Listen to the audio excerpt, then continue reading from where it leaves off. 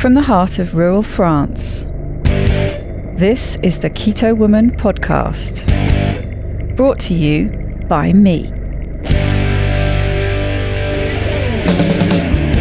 Hello Keto Lovelies, I'm Daisy Brackenhall, and I've spent most of my life struggling with my weight and confidence, and have always had a difficult relationship with food. Even when I finally got to my target weight, after weight loss surgery and eating low carb, I couldn't maintain it and I was miserable. I've been keto now for over 2 years, and it has given me the freedom to fall in love with food again, without the constant gain, loss, guilt, virtue cycle of before. Health and happiness is where it's at now, running on fat. Welcome to the Keto Woman podcast. Each week I'll be chatting to inspirational women, maybe even the odd man, to discover the secrets to their success so that I can share them with you. So what is keto? Keto is a way of eating that enables you to switch your body's main fuel source from sugar to fat. Who doesn't want to be a fat burner, right? But how do we achieve this? A great place to start is by keeping carbs under 20 grams a day.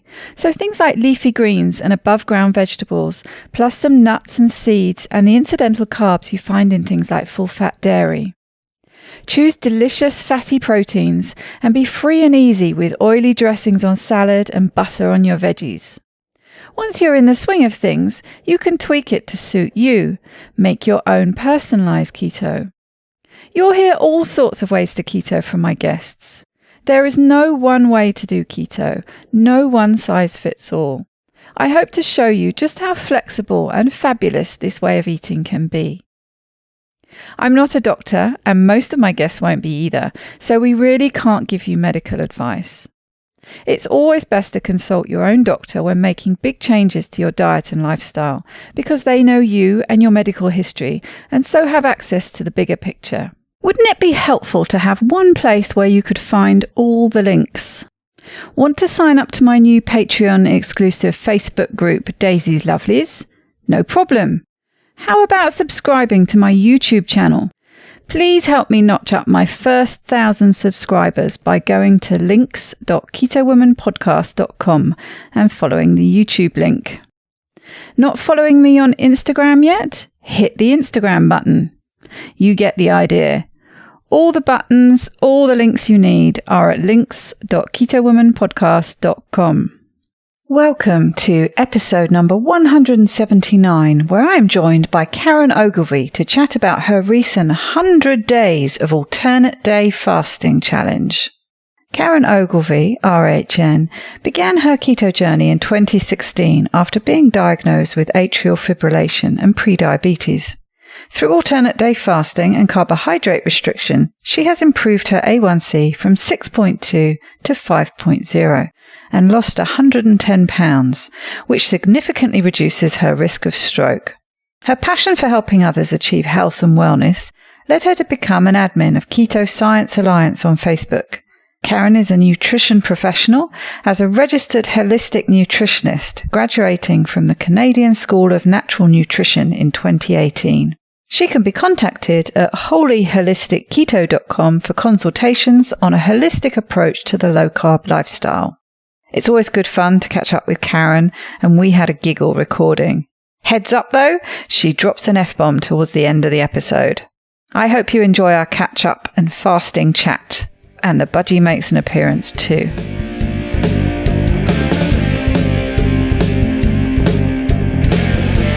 Welcome back, Karen, to the Keto Woman podcast. How are you doing today? I'm doing great. I'm having a fasting day today, so I've got fasting brain. I'm all perky. I'm ready to go. I'm a little bit less than perky, getting towards the end of my day. And it's been a very long time, actually, since I've recorded a Keto Woman podcast. I feel very much out of practice. Well, welcome back.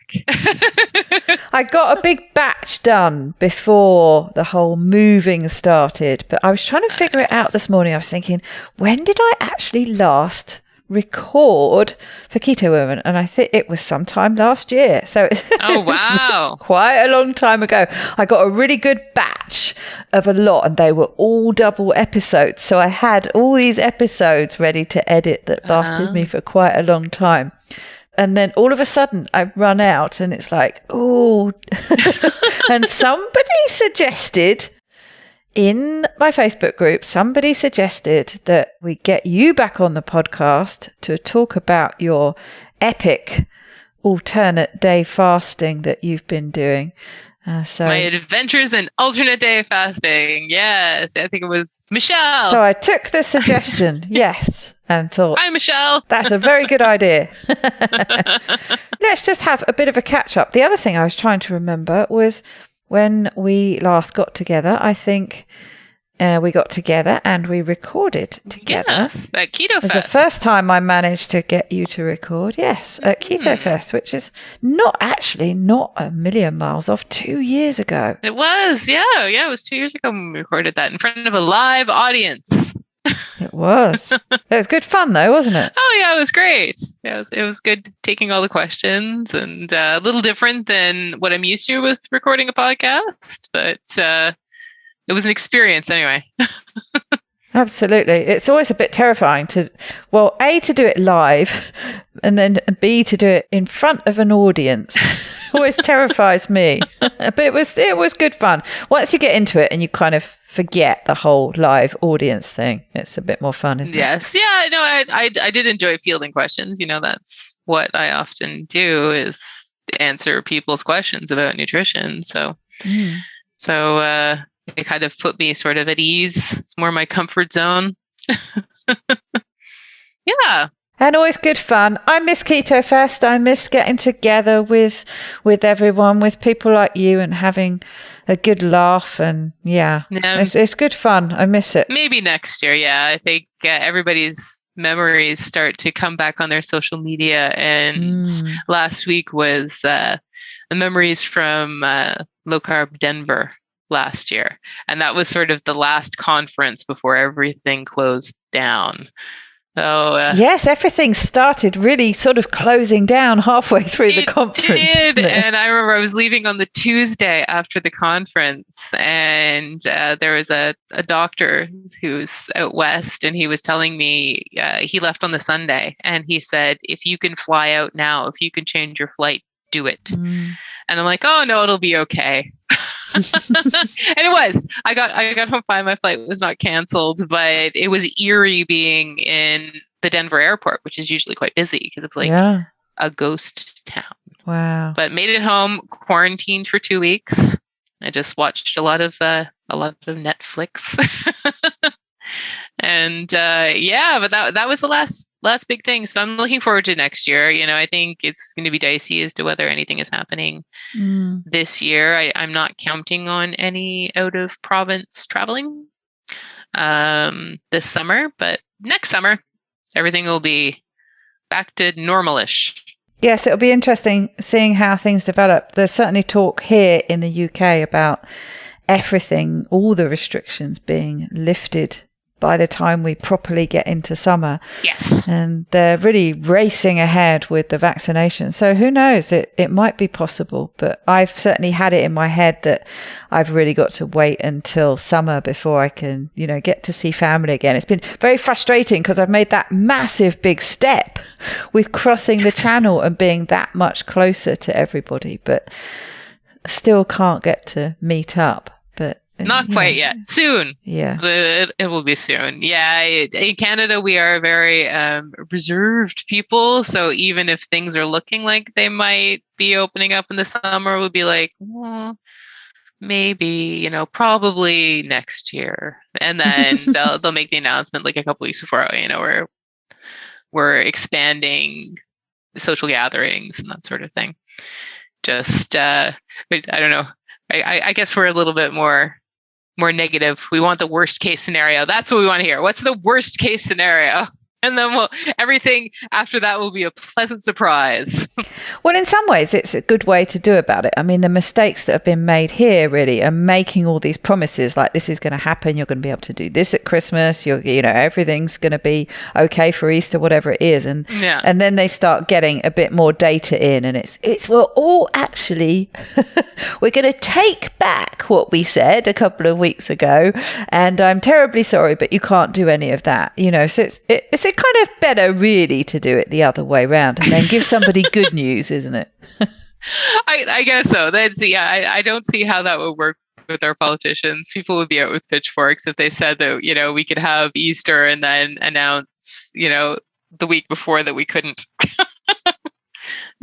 Exactly. I mean, it's a silly way to do it. So I think they have actually learnt from that, and they're doing this quite, conservative, excuse the pun, roll out with quite a decent block of time in between each new phase.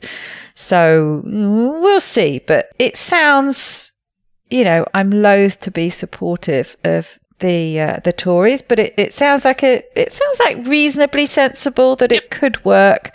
So yes, I think summer could be different. But actually, for me, my sister said to me, I think it's going to be good for you going from basically being a hermit level introvert in deepest, darkest rural France to coming into lockdown Britain. It's actually going to be quite a good transition. Because if I'd have gone from one to like full on busy town, it might have been sensory overload and sent me into shock or something.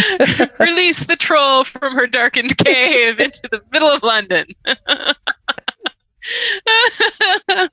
So actually it's been quite good, and I didn't mind doing the 10-day quarantine was fine, actually. It was a good way of, I'm just going to slowly adjust to my new environment before I go out into the big wide world. So unpack your boxes and make yourself at home, and Well, don't go overboard. I unpacked some of my boxes. Don't want to make too good use of the time. Well, I did want to sort of make good use of my time because, I'd had great success starting a ketogenic diet, and I implemented, I did a lot of alternate day fasting and some extended fasting and some time restricted eating, and I did quite well. And then I had just a year where it wasn't bad. It was just lots of personal changes, professional changes. I got my nutritionist credentials. I was trying to figure out where I am in my life, what I want to do with this, and, personal stuff as well. And I sort of got off track, and I was gaining weight. I was mostly keto. I was occasionally having, like the cheat day that turned into the cheat weekend. So I was, with me, I can either be full keto or full low carb, or I have cheat days and nothing works. I had lost a significant amount of weight, like well over 100 pounds. And then I gained a little less than half of it back. And, I stepped on the scale, got brave and stepped on the scale because I knew none of my clothes fit. Yeah, you're like me. You go into denial and you stop weighing. Yeah, I'm just not going to step on the scale. And so I finally did, took a deep breath and stepped on the scale. I said, okay, I'm still adjusting to, my new life. I'm still kind of on shaky grounds, confidence wise. All I'm going to do is not gain weight.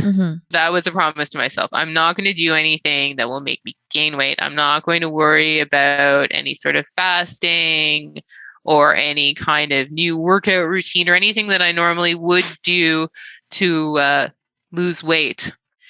And so I did that for like a year. That was the deal for me. It was just don't gain anything. And I think maybe I lost, a few pounds that year. And then the next year, I was like, okay, well, now I'm going to start to slowly transition back, and lost a little bit more. And then this last year, when the lockdown happened, I'm like, okay, I can see how this is going to throw a lot of people off track. And I already was off track a couple of years ago, and I don't want that to happen again. Mm-hmm. So being in lockdown and all of a sudden your life is so much slower.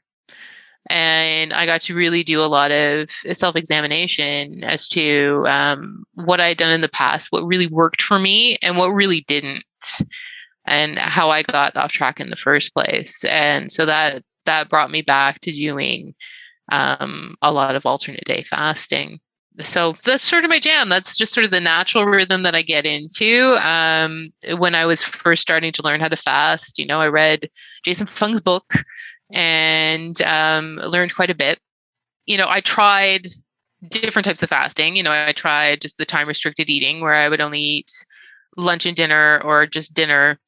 I tried the multiple day fasting where I would go like 5 days. And none of that really worked for me. I found that, if I ate one meal, just the one meal, I was very hungry. Mm-hmm. And if I went and did the extended fasting, hunger wasn't much of an issue after the first day, but sleep was. Sleep was incredibly impacted for me. And I don't know about some of your listeners, but for me and a lot of the people that I have had consultations with, if they don't sleep, they really don't lose weight easily. And if the purpose of their fasting is primarily weight loss, as it was with me, I do really need the sleep. So with me, I have some sleep disruptions the first night. The second night, I have an even shorter period of sleep. So the first night, I'll go to sleep easy. I'll wake up hours early. The next night, I won't be able to go to sleep early. And I'll toss and turn for a little bit, finally go to sleep, and still wake up hours early. And then once I get to the fourth or fifth night, I will literally be just passing out, not even falling asleep, just kind of passing out and then waking up a few times an hour. Wow. Do you find with that first night when you said that you get to sleep okay, yeah, get to sleep and you okay, wake up early, so you're basically you're getting less sleep. But do you find, because I know some people say it with keto and they also say it with fasting, that potentially you need less sleep? I don't know whether I buy into that or not. Do you find, is this something, I might be jumping ahead a bit here, but do you find that's the kind of thing with the alternate day fasting, that you can actually do perfectly fine on less sleep? To a point. There are times where, and I'll usually get to bed around midnight, and the time that I'll wake up would be 7 o'clock. Mm-hmm. Now, with that first night with fasting, it might take me a little longer to get to sleep, and then I'm up at 5 a.m. Wow. If I was waking up at 6 a.m., I feel perfectly well rested, with the fasting, like I'm peppy and ready to go. But 5 a.m., I start to lag mid-afternoon, and I need a nap. Mm-hmm. So I'm going on, the 24-hour fast at that point, and then sleeping overnight. And then the next day, I want to eat and exercise, because I don't like doing fasted workouts. I work out primarily to use the food that I've eaten in between fasts to build any muscle that may have broken down while I was fasting. So a nap when I want to be exercising is not ideal. No, exactly. Yeah. So with me, it's sort of like a natural rhythm. I get all the benefits that people get from extended fasting that I would want, which is primarily the weight loss and, good glucose control. I have clearer thought. I'm more productive. I just find my brain is functioning better when it's fasted. Mm-hmm. But instead of doing like 5 days, once a month, I'm just doing it consistently every second day. So tell us about what led you to launch into this 100-day alternate day fasting? Because, that's a long time. It's the same reason why I have a tattoo. Somebody suggested and I said, sure, why not? Why not? That's exactly I seem to remember, didn't you start the challenge with other people? And you saw somebody this said tail they off wanted as you went. to do. No, we lost a few, but somebody just did, it was in the fasting bitches group. So these are the kick-arse keto bitches, but they're dedicated to fasting in that group. And somebody said, oh, I just, it was during lockdown. They're like, feeling off track. I want to do 100 days of alternate day fasting. And I'm like, that sounds cool. Let's do that. I'm like, I'm all over it. So as I do, I'm like, I'm fully committed to it. And I sort of take over the whole project because that's who I am.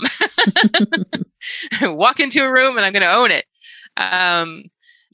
So a lot of people, if you commit to 100-day fasting, if for some reason it doesn't work out, you can't, there's 1 week where you can't do it. There's nothing stopping you from doing, your 100-day fast, alternate day fasting over 200 days. Absolutely. No. So there were a group of us, and some of them they like the extended fast. So instead of doing the alternate day fasting, they would do like, a 3-day fast every couple of weeks. So it's just a matter of finding what works for you. And for me, when she suggested, 100 days alternate day fasting, I'm like, I could do that. And I can do that for a year. Anyway, and I did. And I think I did end up ending it a little early because Christmas came around, and there does come a point with alternate day fasting where I do need to take a break. I can do it easily for, a couple of months, and then it starts not to feel right. I start to feel a little worn down towards the end of a fast. I'm like, okay, well, I'll try increasing my food a little bit on eating days. And if that doesn't work, then okay, well, it's time to just pause for like a week, 2 weeks, and then start the cycle all over again. So how does it work? How does your alternate day fasting work? I mean, obviously it's, it's eating one day and not the next, but how long is that period? Because I know when I've got into it, I have great plans about setting up a regular fasting regime and struggle to stick to it. But I know I've done that kind of alternate day fasting during the week, and then I'll have a bit more of a feasting weekend. So, effectively Mondays, Wednesdays and Fridays I'm not eating. But what that usually equates to is stopping eating, say, on a Sunday evening, and by the time I'm eating again, it's Tuesday lunchtime or something. So it's a sort of a 42 or a bit more length fast. What's the nitty gritty? What's the length of the fasting days, and what's the eating window on the eating days? A lot of people, they like the 42-hour type of routine that you talked about, because they are so accustomed to only eating 2 meals a day. That's right. So that works out very well for them. For me, I have found that I'm ready to eat at 36 hours. And instead of doing the 42-hour fast, I eat at 36 hours. And then I don't eat again until dinner. Right. So with me, it's usually more 36 and a 12-hour eating window, but it's like one meal and then a long pause and then another meal. That's just how I found it. A lot of times it's 42 hours because I've woken up and I'm busy in the morning, and so I don't eat until the afternoon. Yeah. So it's just, it's trying to figure out what works for me. It's, I like to eat.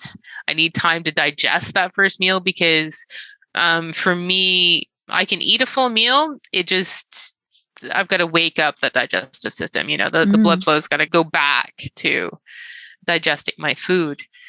So I like that, and then the pause, and then I have workout, and then I eat dinner. My meals are very much. I think the ladies in your Facebook group were talking about the big salad. They're talking about this big salad thing, right. Where there's this one woman that I think one day she was eating like mostly like meat based, and then the next day she was eating this really big salad.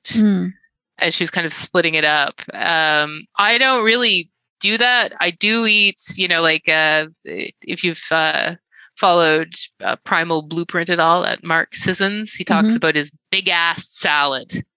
So he's got this big drawer in his kitchen that's refrigerated, and he's got all of his salad vegetables in there, and he has at lunch the big ass salad. I can't eat quite like that, but I eat big, so I have more like a half-ass salad plus meat twice. Right. So it's like a full plate of food, but it's like a lot of vegetables, more than enough protein that could be fatty, it could be lean. It just depends on what I fancy at the time. I like to mix it up.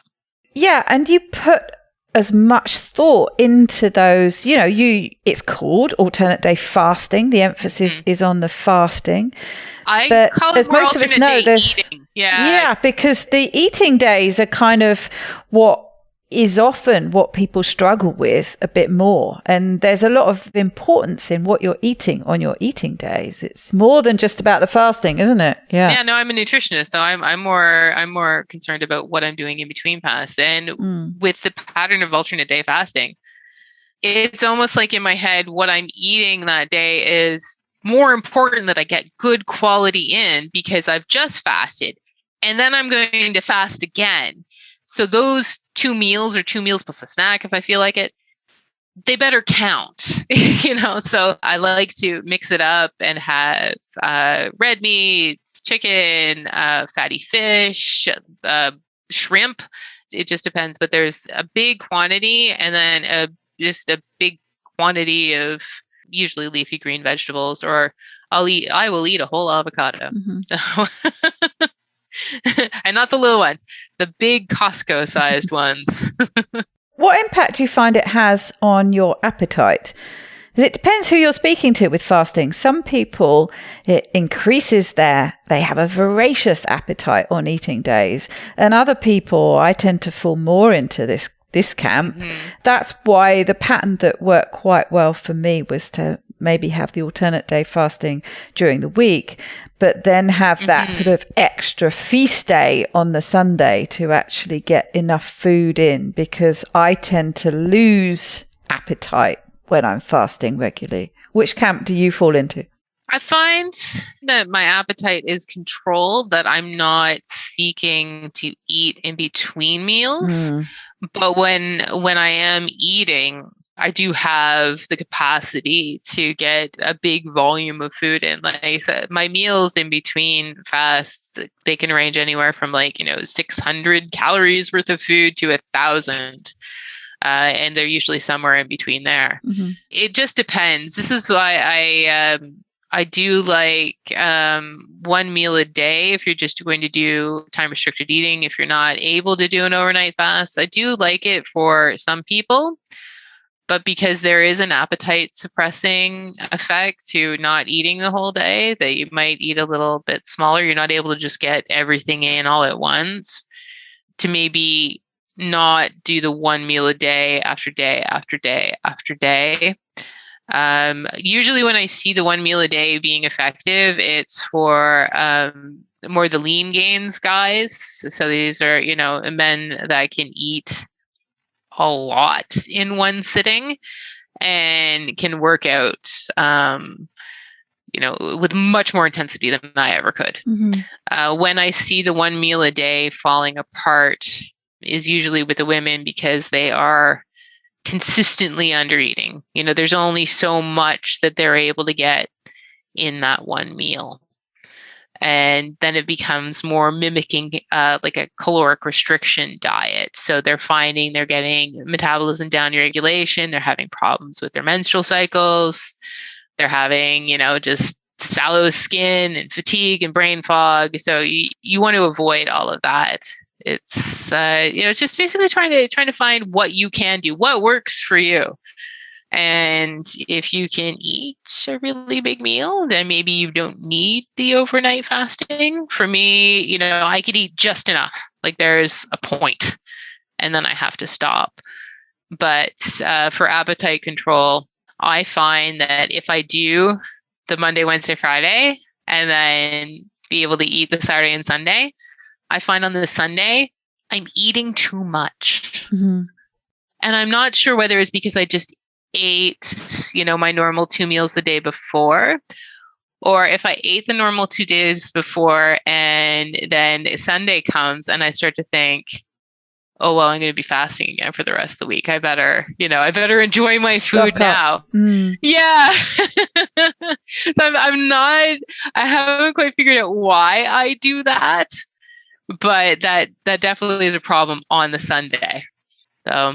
Is it a problem though? Because I used to look at that Sunday purposefully as a sort of a feasting day to, apart from anything else, to sort of mix things up a bit, so you've got fasting days, you've got fairly lean eating days, then you've got a feasting day, and really throw different things at your metabolism. There are advantages in doing that, aren't there? I don't really follow macros on my eating days. I have a certain amount of carbohydrates that I eat, and it's a little higher than most people on ketogenic diets. It's usually about 40-50 total. Although depending what that is, that's probably still not that high when if you were counting net, that's yes. That's if I'm counting net, it's closer to it's like 25 to 30. Mm-hmm. So it's a little higher. Like I might eat some blueberries, or I think I had some cantaloupe last week, which was lovely. And why have you decided to adopt that kind of level at the moment? Because I know you've been much lower when it comes to carbohydrates. Have you found you just feel a bit better at this level? What's your reasoning for that? Yeah, I feel better. My digestion is better if I get enough plant food in me. So plants, they come with a little bit of soluble or insoluble fiber. The insoluble helps with elimination, but what's really coming with the plants, with the nutrients, is a lot of water, and that water is more slower to pass through the system, so it's keeping me hydrated, and I think that's the big improvement for me. Right. So I don't have any of these, issues with fiber that a lot of our friends have, where, there are a lot of plants that they're sensitive to, so they're better off, eliminating those at least for a time. Yeah, because you've tried, you've done carnivore experiments and things, haven't you? And just found that they haven't really suited you. Yeah. No, I tried carnivore for a month. We did 1 month before, where we did like a lacto-ovo keto, and I thought I was going to hate that. So it was no meat, but we were allowed, some dairy and eggs. And I actually really enjoyed that. That worked out really well. And then I thought I was going to hate the vegetarian and love the carnivore. And then I tried the carnivore, and it just didn't suit me. I had nonstop diarrhea for 3 weeks, and I thought the opposite was going to happen. So I think it was just, I have this gut biome that I can, it's used to eating some plant foods with every meal. And once I just sort of starved myself, it starved myself of those plants that all those little greebies that are living in my gut that are used to digesting plant matter all died off. And so I had this several trips to the bathroom type of carnivore experience each day.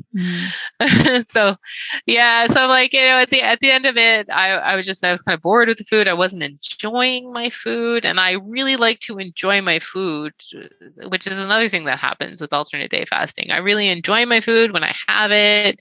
I don't miss it too much when it's a fasting day. And at the end of the carnivore, I was just, I said I was going to go 30 days. And at 28 days, I said, screw it. I'm having some broccoli. Yeah. Yeah. So it's for me, it's like, it's a mixture. It's just, I do have a big appetite, but it's only like twice per day. Mm-hmm. When I find myself, eating every day, I find I'm thinking more about the food in between meals.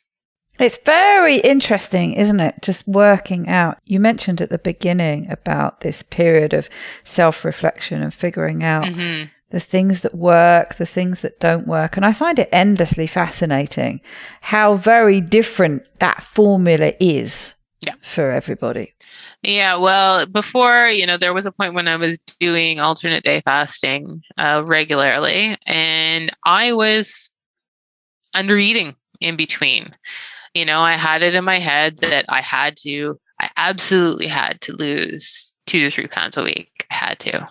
So I was doing a lot of exercise, a lot, every day. And I was having a very low fat version of keto that was also restricted with protein. Like everything was restricted.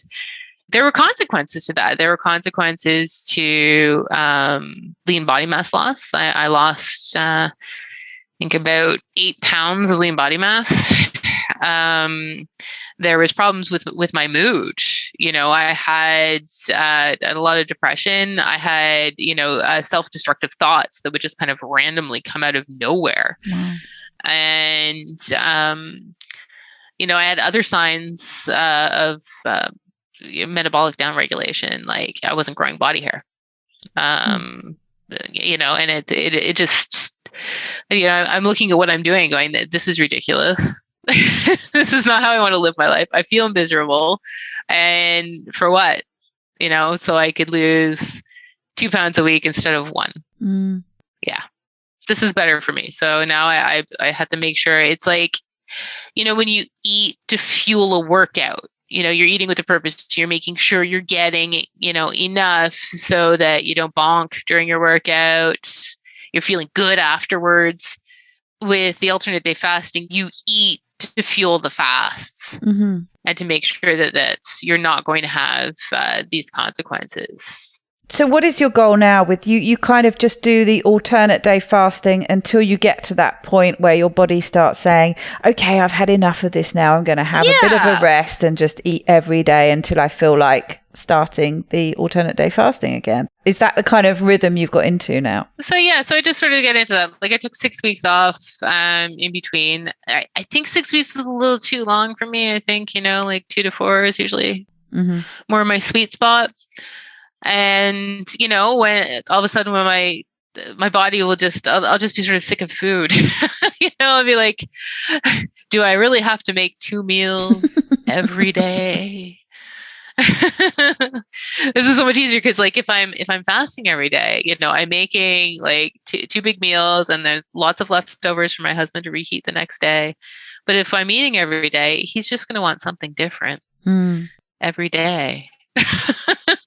That's the other thing. If you're alternate day fasting, if you're somebody like me who lives on their own and usually cooks too much, it's not too long to wait for the leftovers. You can have leftovers from your eating day, then have a fasting day, and then you can have a nice relaxing day on your next eating day because you're eating the leftovers from the previous eating day. So the alternate day fasting kind of, works well with a rhythm like that as well, doesn't it? The leftovers are great, particularly, if you're ending your fast and you really want to end your fast, sometimes you're thinking I could eat, I could not eat, but most of the time I'll wake up in the morning and be like, yeah, it's go time.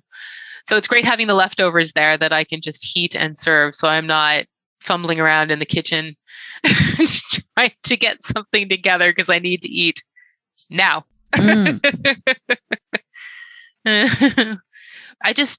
With the alternate day fasting, I find I'm enjoying my food, but I'm not fixated on it. And that's the balance for me. I never want to be that person that says, I just eat for fuel and nutrients.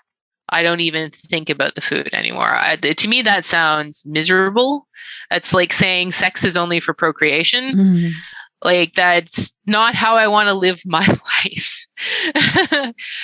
But I also don't want to be thinking about it all the time. No. And you want that. Yeah, you really want that sweet spot in between. Yes. I know exactly what you mean. Yeah. Yeah, exactly. So it's a balance for me. But yeah, I know I have this theory, and I've said this, in my groups before, that people that say that food is only for fuel are bad in bed.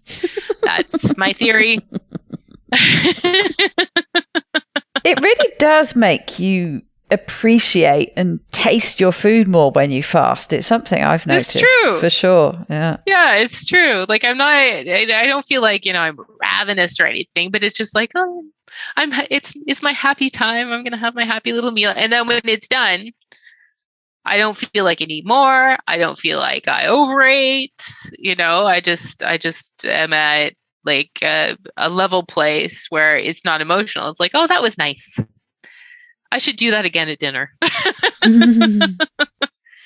I tell you what's interesting, that you mentioned about the problems you have with sleeping when you fast. Mm-hmm. And I find the same thing. I find the same thing when I really tighten up my keto and get really strict. Yeah. I fall into that problem a little bit. That happens to me too. So it's obviously something to do with, and I don't always test when I'm fasting or when I'm strict keto or whatever, but when I feel like it and test my ketones, there is definitely a thing for me when ketones get too high for me and I start getting a bit twitchy, like I've had too much caffeine, and I definitely struggle with sleep.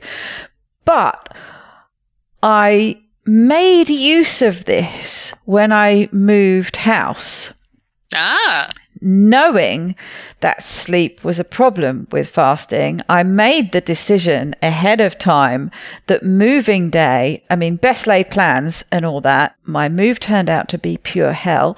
But the plan was that moving day was going to be supremely well organized, but still it would be certainly a morning, at least probably going into early afternoon of the moving. When the removal guys were there, I was just supposed to be sort of overseeing, and it was all supposed to be well planned. It was not. But anyway, that was the plan. But then I knew I was going to have a 6-hour drive to get to the hotel. So I knew it was going to be a long day. Mm-hmm. I know that I don't have an issue with getting really sleepy when I drive anymore since I've been keto. But I knew that at the end of quite a long day like that, it could be a problem. So I thought, well, I know what I'm going to do. One, I'm going to be busy. So eating is going to be a real issue on that day anyway. But two, not eating, choosing to fast, I'm going to work that sleep problem to my advantage. Mm-hmm. And as it turned out, I didn't get any sleep the night before. So I hadn't slept much the night before that either. So then moving day was a very long day. Never ended up getting to the hotel because I drove through the night, at which point I think I hadn't slept for 48 hours. Oh my goodness. By the time I arrived, I hadn't slept for 60 hours. The thing that saved me was the fact that I did it fasted. I don't think I could have done it. So if I hadn't. So I just thought that was quite an interesting reverse psychology approach to fasting, if you like, and taking advantage of the sleep issue. It's true. I did this during my board exams. Was that I went into it fasted because I find it's just my mind is just quicker. I'm more alert. And I was working on basically no sleep, because it's a massive exam you have to take. So I'm like, I'm gonna go into it fasted and it won't be a problem, and it wasn't. Yeah. So I did have coffee with a little MCT oil, technically breaking the fast, but gave me just a little pick me up, and was able to just sail right through the exam, because you're just writing and writing and writing and writing, just sheets and sheets of paper, handwritten. They don't let you type. Yeah, it gave me that little bump that I needed. And Richard Morris has spoken about a similar thing, hasn't he? I think he always does exams fasted. Yeah, he usually does. Yeah. It's he's. I don't know whether he's going into it fasted because he doesn't want to sleep, or that he's been up all night studying. A bit of both, probably. Richard. And has mismanaged his time so that he doesn't have time to eat before the exam. I've seen pictures he's posted of himself after an exam, and it looks like he's been up for a couple of days. So a bit like me when I arrived in the UK. About to keel over. So you can use it to your advantage, but obviously if you're doing, consistent fasting, How do you get around this problem? Because, we all know the benefits of fasting, but if it's really causing you to impact your sleep cycle, how can you get around that? With the sleep disruption, I do talk about sleep a lot, and it's very, very important to, try to get whatever your amount of sleep is. With, some people it's 7 to 8 hours is what they say, but for other people, they feel quite rested with, 6 to 7. Mm-hmm. But I was researching this because I was having sleep disruptions, even with a short fast. So I'd go to bed and I was only 30 hours fasted and having trouble. So the usual advice is melatonin or magnesium. They talk about having, masturbation, all the M things. So, sexy time. Throw all the M's at it. Yeah, exactly. And I'm like, I have tried all that. I've tried the sexy time. I have tried the melatonin. I've tried the magnesium, and it all helps a little bit, but it wasn't quite enough. And then, have you tried them all at once? I have not tried taking melatonin, and yeah. Maybe that'll be the next thing. I don't know. So I was looking up, and I actually went on Reddit, and I found some threads on fasting insomnia. And a lot of the stuff is like, yeah, I've done that. And then one person suggested doing just like a moderate workout 3 hours before bedtime. And I'm like, try that. I don't usually like to exercise fasted. Because when I'm doing it, I'm exercising to build and strengthen muscle and have better mobility, and so I find that's easier when I'm fed. But I'm like, I could do like a just a little half hour, low intensity cardio thing, see if that works, and that did work a little bit too. So I've got these things combined. I did go online on our perfectly legal government site to look up having CBD, like a CBD THC combo before bed. So that'll be my next adventure to see if I can get like that solid. With me, I only need 6 to 7 hours, but I really need the 6. If I get like 5 or less, I start to feel poorly. It's all about complete sleep cycles, isn't it? And I think 4's the minimum, and a typical sleep cycle is an hour and a half at least, isn't it? So yeah, so I really, if I'm not falling asleep until, I go to bed at 12, if I don't fall asleep until like 1:30, and then I'm ping up at 5 a.m. Just not enough. It's not the great. My bird is really going nuts. Hopefully people can hear me over this. I have a little budgie in the next room, and he's still a young one. He's quite active. Does he fly around? I mean, I've seen pictures of you, with him like perched on your specs and things. So yes, yeah, that's his latest trick, because he likes to climb up and sit on my glasses. I had budgies growing up. My mother had parakeets, they call them in the States, if you're listening from the States, but budgies. They just stayed in the canary cage all day. We never thought to let them out. But then, my son wanted one for Christmas. And so I started doing research on, how to have a happy, healthy bird. And it seems like everyone just sort of lets that they have like a safe zone in the house that the bird can fly. And I'm like, that's a good idea, because, a lot of these birds, they're like us, they've got a diet that they would normally eat, if they were out in the wild, flying for miles every day. And so you're giving them the same diet, but they're not moving. So I'm like, oh, okay, I'll do that. That way he'll be healthy. So he's got one bedroom upstairs that he can fly around, and then the dog is downstairs, so they don't see each other. So he has free reign to fly whenever he likes, or certain periods of time? The cage doors stay open. I feed him in the morning, and then I open the doors. If I have to, step out of the house, I'll put him back. He'll fly back into his cage. He goes in and out of the cage all day. If he wants to take a nap, he just goes in and rests on one of his perches. But he flies around a bit. If I'm in the room, he'll land on me, on my glasses or on my hands. And there's a TV in the room that we play. He's got a YouTube channel that he likes, Kiwi and Pixel the parakeets. And so he's got a little spot that I have to clean every day in front of the TV because budgies do poop about every 15 minutes.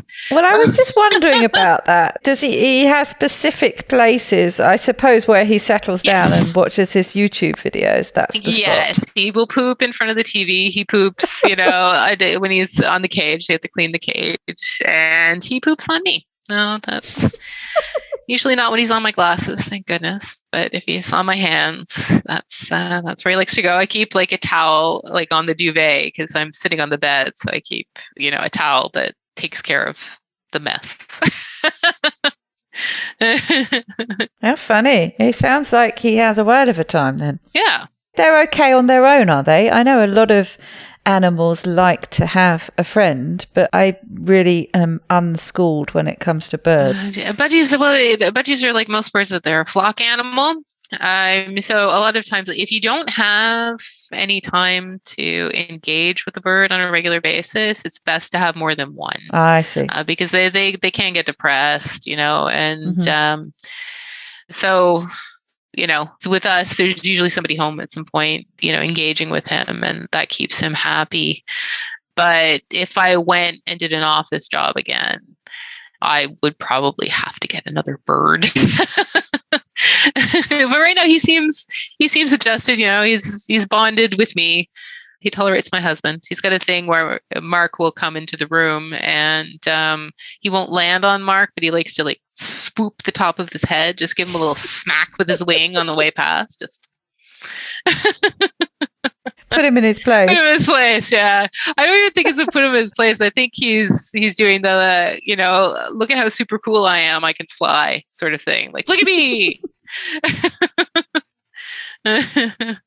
But yeah, he's a cute little thing. And right now he seems to be having fun out there, whatever it is he's doing. So you'll go outside in a minute and there'll be mass destruction. Yeah, there might be poops. I have to get it. Shredded newspaper or something. But yeah, Michelle did ask you to talk to me about fasting, and that's really it. Like I try to function intuitively when it comes to fasting. If it doesn't feel right, I stop.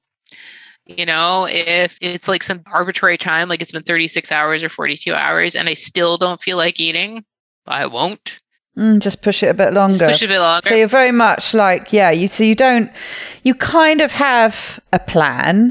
But it's open-ended and you do what you feel like when it comes to that sort of moment that the plan was to finish, to start or stop your fast. You sort of just see how you go when you get there. I just see how I go. It's same with my meals. Like there are some days where I will eat over 2,000 calories in between fasts, and then there are some days where I'll eat like 1,400. I really don't like consistent macros. To me, like it just intuitively doesn't make any sense because I'm going to be doing different things every day. There are going to be some days where I'm going to be cleaning the house. I'm going to be, running around doing errands, or my workout will be more intense, less intense. You can't really predict with any certainty what your calories out are going to be like, to the point where you can say, well, I'm going to, that I need X number of calories every day.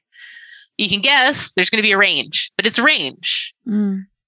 So with me, I just don't want to consistently undereat, and I want to make sure that there is no sort of metabolic dysregulation. I've been working with a woman who was having issues because of the program that she was following. She was told, as a lot of us are told, if your body is high fat, all you need is low carb. This is what she was told. And she was following a program where she was supposed to wait to eat until her blood glucose was really low. Like I think she was told to, she was typically waking up around 90, and she was told, well, wait till your blood glucose is 74, I think was her number. Wow. And that is not hunger. That doesn't mean, that what you eat, if you eat, you're going to burn it all. But she was doing this and she was told, okay, well, I'm going to have to wait till dinner because that's when it gets that low. I'm not really hungry before then. She says, but I'm only hungry enough to eat about 600 calories if I'm eating all the protein that you're telling me to eat, because they want her to have a little bit more protein than we see in a lot of the more traditional, like, therapeutic keto diets. She was told, like she says, this is a problem that, like, a lot of days I'm only getting about 600 calories. And she was told the same thing, that if your body is high fat, all you need is low carb. She was also told that she was probably miscounting her calories because she was not losing weight, even though she was eating fairly often 600 calories a day. We were joking about that. Like, find me a woman. This particular woman had already lost 140 pounds at this point. She was just wanting to lose, the last 30. And, find me a woman that's, middle-aged, that has been obese her whole life, has been dieting since puberty, who doesn't know how to count calories. There isn't one. It's not like there was this assumption, like, oh, you're lying to yourself, you're lying to me, or you're messing this up because you don't know how to count, and that's how you got fat in the first place. No, that's not. It simply isn't true. That is a complete myth that people are fat because they're, lazy or stupid or, gluttonous or slothful or whatever you want to say. That is not the case at all, or they're not motivated. It's such a cheap shot as well, though, isn't it? Oh, you must have been underestimating. But the other thing that's laughable, she could have been overestimating. Even if you were yeah, exactly. What, how much would you have to be underestimating it to make a difference? If you're down at 600, even if you'd been rounding it all down, what are we talking about here? Maybe still 800, maybe 900, 1,000, yeah. It's still not going to be high. So it was a sloppy blame and shame. Yeah. So with her, I had to purposely get her to gain a little bit of weight, not much, a few pounds, but by consistently eating 2 meals a day for a few weeks. She had to just stop with any sort of intermittent fasting. She just had to eat and exercise. So what I wanted her to do is, the calories in, she had all under control. She's lost a lot of weight. She knows what she's doing. She knows what portions are. But she needed to help some improvement with output. So you do that by increasing your calories a little bit and just getting out and doing a little bit more exercise. It's not to burn calories. It's just basically just to teach your body, to have this sort of body that, muscle wise and on a cellular level, that is willing to release your fat to fuel your activity. That it needs fuel, yeah. Yeah, so she's doing quite well now. Actually, she was stuck. She was stuck at about 180 pounds, even with a lot of days being 600 calories. And now she likes your type of alternate day fasting, where it's only Monday, Wednesday, Friday, and then she can have regular meals on the weekend. No, she's doing great. She's only been doing this for 3 weeks that started including the fasting. I started her slow with an up day, down day, where she would have 2 meals on one, then 2 meals on one. And last I checked, she was down 7 pounds. Yeah, 7 pounds in 3 weeks. So it's starting to, her body's starting to relax a little and release that a little bit of body fat on the fasting day to keep her going, because she's going to replenish her energy needs reliably in between, and not just waiting for some kind of, like, shake a magic 8 ball and come up with some arbitrary blood glucose number that makes no sense. To me, she was just waiting, and yeah, you're going to lose weight that way because you're not eating. But if you're going to use, insulin sensitivity, the times that you're most insulin sensitive is in the morning when you first wake up, and after you've worked your muscles, after you've exercised. And this, if you've got, a CGM, or if you're just testing your blood glucose at home, the morning when you first wake up and then after exercise, this is when you're going to see your blood glucose actually be highest. And those are the times that you would want to eat for better insulin sensitivity. You want that energy to be, taken up by insulin. Insulin isn't just a fat storage hormone. That is one of the things it can do, if you're eating an excessive amount of carbohydrates and an excessive amount of calories. but it also shuttles fuel. It shuttles fuel into muscles. This is why you sometimes hear about bodybuilders abusing insulin, because it builds muscle. Ask any type 1 diabetic. Right, yeah, if you don't have insulin, you'll lose fat, but you'll also lose everything else. So to me, waiting for a low number makes no sense, because I would see my blood glucose really only spike after leg day when I'm absolutely should eat. That's just something to look out for, and, chasing your blood glucose number. It might work for you. It's probably not for the reason that you're being told that it's working. But it's like, I think of this analogy when it comes to different like boot camps. You see these boot camps coming up that you can join, and it's like a group. You're not really getting one-on-one coaching. It's more everybody together sharing their successes, asking questions so you can learn from each other. Yeah. And, there's the social aspect of the support. But it is one program that everybody's following with very little variation. So I think about it like if you're buying a bra, you need a bra. And you see an ad that says, this is the perfect bra for everyone. Every shape and size of person. You're going to have the most beautiful bosoms if you wear our bra. Everyone loves our bra. So, you go to the store that sells the bra, and, it's beautiful, and there's, the perfect lighting, and they've got Adele over the speaker system, and all the clients and sales ladies, they all look gorgeous, with their beautiful bosoms in the bra. But then you try it on, and you come out of the change room, and you've got uniboob and the underwire sticking into your armpit. It's just not working for you. Now, would it make sense that the problem is the bra? Maybe that's not your bra. Or is the problem that there's just something wrong with your boobs? I mean, like no, it's not. There's nothing wrong with your boobs. If the sales girl comes up to you and says, "Well, you must have put it on backwards." Well, no, you didn't. You didn't. So there's nothing wrong with you. There's nothing wrong with how you did it generally, unless you did put the bra on your head. But no, it's the fucking bra. Sorry, I swore. Anyway, that's how I think about it. So it's like, that's just not your bra. Just go, see what you liked about that particular bra, and then maybe look for a different bra that has some of the aspects that you liked. Yes, and that it really doesn't matter if, the 30 people in the group, if 27 of them, the bra did fit them really well. That doesn't mean that the 3 that it didn't fit well for, it doesn't mean there's anything wrong with them. It just means that the bra was not a good fit. There's absolutely nothing wrong with the 6 boobs. It's just that wasn't their bra. Yeah.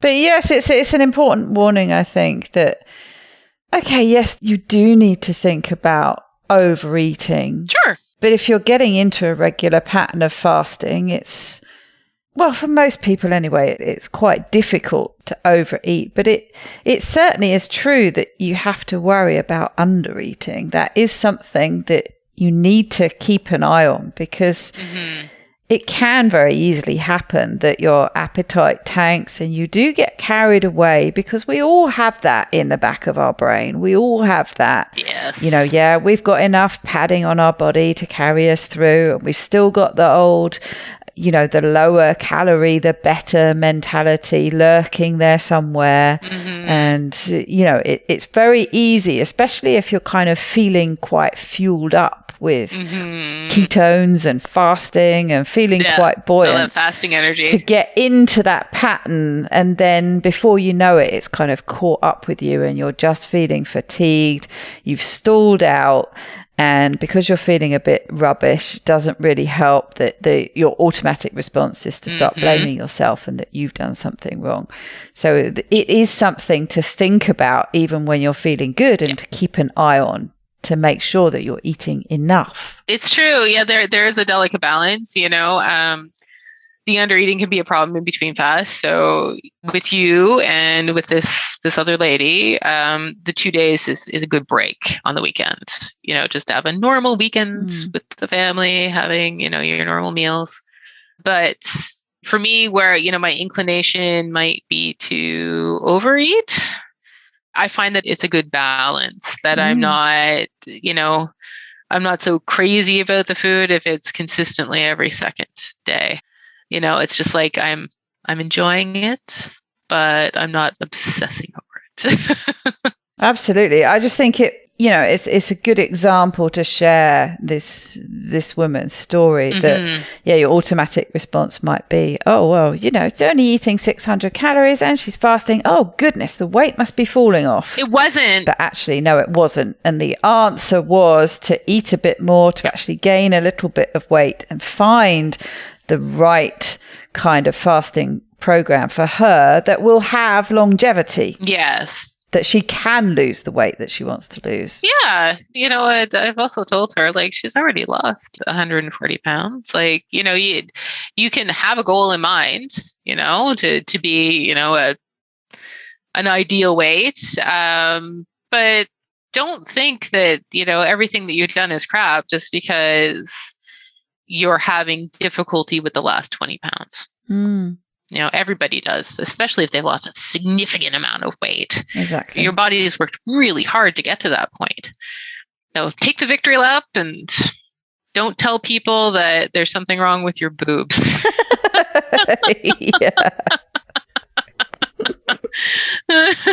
Trust you to bring it back to boobs. Yeah. Is this it? Yeah. The boobs. What's not to like about boobs? Well, yes, that's true. That is very true. What is not to like about boobs?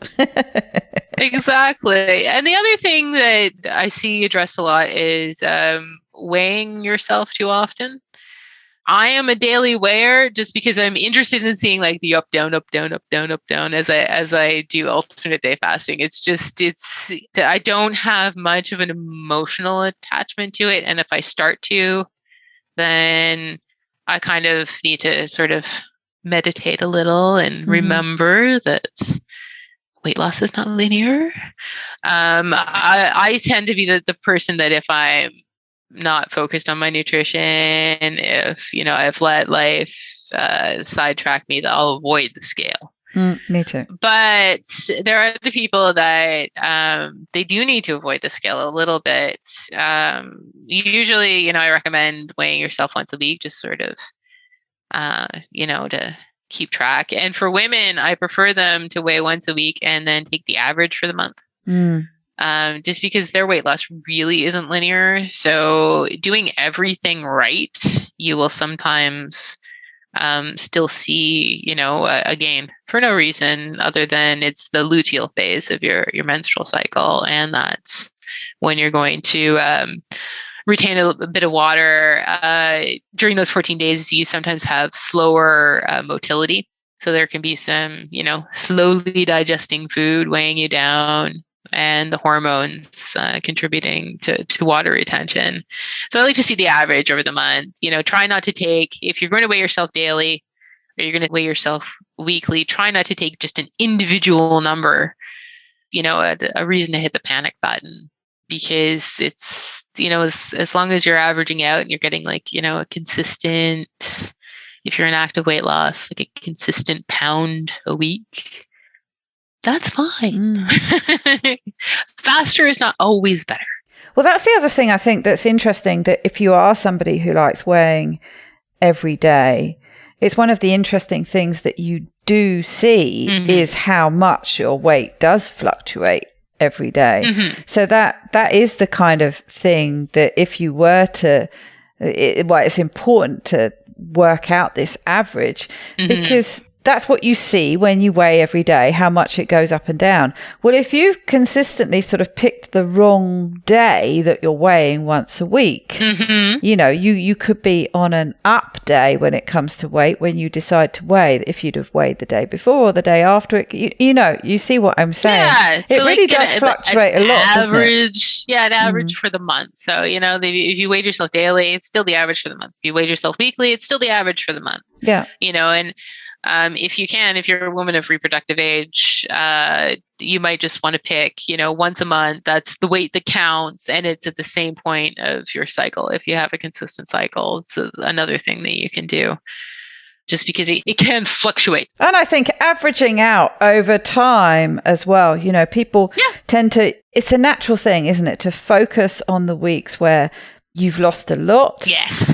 Or actually the opposite is, to focus on the weeks where you've lost a lot and then you predict, that's how much I should be losing every week. And of course, that's not what happens. But then on the other hand, you focus in a negative way on the weeks when you haven't lost. So you see these posts where people say, I lost 4 or 5 pounds in the first month and then I didn't lose anything for the next 2 months. And I always say to people, work out what the average is, because you often find that average is something that is, to overuse the word, is quite average across a population. It's just that it's very variable person to person when your body wants to release that weight. It might, release a chunk of weight and then stay the same for a while and then release a bit more. But if you take that average, you can make it linear over time, but you have to have that time to see it. It's a bit more calming. There's some people that they have some, post-traumatic stress from, being put on diets as children and, they've been battling this their whole lives and been put on, one diet after another from their pediatricians to, whoever. And they just can't weigh themselves at all, because it's such, it's just such a mind game for them. So, with those, it's just, I might tell them to, take a piece of string and measure their waist once a month. Yeah, there are other ways of doing it. Yeah, you don't have to rely on the scale. Well, it's been really nice catching up with you. Where can people find you? We'll post them because you did some really good. I never get round to taking pictures, but I always love it when other people do, because you have that progression. Siobhan Huggins is a great one for having the progression shots, but you did a really good one where you took almost the same shot of your face, but it was really good because it showed that progression over the 100 days. It was a really good images to see. So you'll have to give me those to put in the show notes. I'll do that. Yeah, they look like mug shots because I have a very animated face. So I wanted to make sure that because I was taking a picture every month, I wanted to see that, if I could note any differences in my face. So I'm kind of staring. There was a lot. Staring blankly into the photo, into the lens while I'm taking the photo, and I'm like, sorry about the resting bitch face, but that's just me trying not to make a face. But yeah, it was interesting because I didn't realize, like, before I started it, like, I just gotten back from a cottage vacation, so we had like nuts and alcohol and cheese, just like low carb stuff, but a little less focused on what we would normally eat. And I took the first picture, and then I saw the picture a month later. I'm like, what did nobody tell me? Why did nobody tell me that my face had swollen up that much? But yeah, it's a good idea to take the photos, take the full body photo, take your waist measurement at least, measure your hips, waist, butt, arms, bust, arms, or thighs, do a little bit and just, touch base every couple of months to see if, even if the scale isn't moving for you, if you've gained 1 pound, but you've lost like 2 inches off your waist, you're doing great. Absolutely. Yeah. So where can people connect with you? Where can they find you? Oh yes. Where can they find me? You can reach me at, on the website, holyholisticketo.com. So that's holy with a W, WH. And on Facebook, I can be found at Holy Holistic Keto, the group, and at Keto Science Alliance. Perfect. I've been an admin there for about 5 years now. I was going to say, for a long time. A big group. How many members have you got these days? There's over 100,000. There's two groups. One is like more for sharing, science and support and just strategies, different types of keto that you can try. So it's a general keto discussion. And the other group is recipe swaps, where people share things that they've made, or we have lots of bloggers that come on and they'll post their new recipes and they'll answer questions, which is fabulous, because if you need to substitute an ingredient, they're right there to tell you. And everyone always wants to substitute an ingredient, don't they? So. Can you make this dairy free? Yeah. So and that's more like relaxed group. It's more, like look at how great keto food is. The Holy Holistic Keto group, that's my small group. So that's more focused on a holistic style eating, which is more whole foods and, trying to get the biggest bang for your buck when it comes to nutrients. Mm-hmm. Perfect. Yeah. Well, as you know, we always round off the show with a top tip. So what have you got for us? A top tip is... there is nothing wrong with your poops. The top tip is don't let people gaslight you on your weight loss journey, especially not yourself. That would be the top tip. Don't tell yourself that, your body is wrong or, you're not clever enough to do this. These things simply are not true. Now, be kind to yourself. And no telling yourself that you're not capable, because you are. Fantastic. Thank you very much. It's been lovely catching up with you. Yes, good seeing you too. And the bird. What's the bird called? His name is Bon Bon. Bon Bon. It's cute, but he's named after a wildlife reserve in Australia that is home to many wild budgies.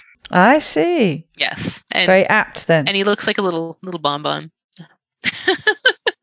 Although I can't think of budgies and Australians without thinking of budgie smugglers. Budgie smugglers. But that's going down a whole different track. We talked about that last podcast. We did. Oh dear. Well, thank you very much, Karen. It's been a great pleasure as always. Well, thanks for having me. It's been wonderful seeing you again.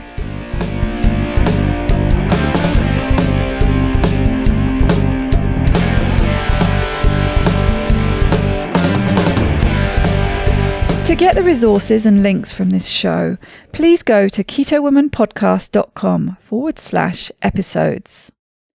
Please share this podcast with as many people as possible by sharing one of my links or just taking a screenshot of an episode that you enjoyed. Reviews really help raise the profile of the podcast, which gets it in front of more people, but also helps me attract a wide variety of guests.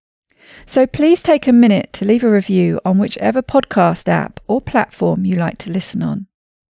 It doesn't go unnoticed by me, the people who regularly like, share and comment on my posts. Your support really does mean the world to me. Thank you. Are you enjoying this podcast? Help me make more episodes and videos by making a pledge at my Patreon page, patreon.com/KetoWoman. Or simply hit the support button on the Keto Woman Podcast website. Don't forget to join in the fun on the Keto Woman Podcast Instagram and Facebook pages, and Daisy_Keto Woman on Twitter. Are you my next extraordinary woman? Maybe you've got an idea for a show, a topic you would like to hear about. Let me know how I can tickle your earbuds by dropping me a line at daisy@ketowomanpodcast.com. For this week's end quote, we're back with James Clear. I rather like his newsletter. He has some good ideas and quotes in it each week. Italy is known for tomatoes, Thailand for chilies, Germany for sauerkraut. But tomatoes originated in Peru. Thailand imported chilies from Central America. Sauerkraut started in China. Everything is a remix, and the world is better for it. Share what you know, learn from others. Bye-bye, Keto Lovelies.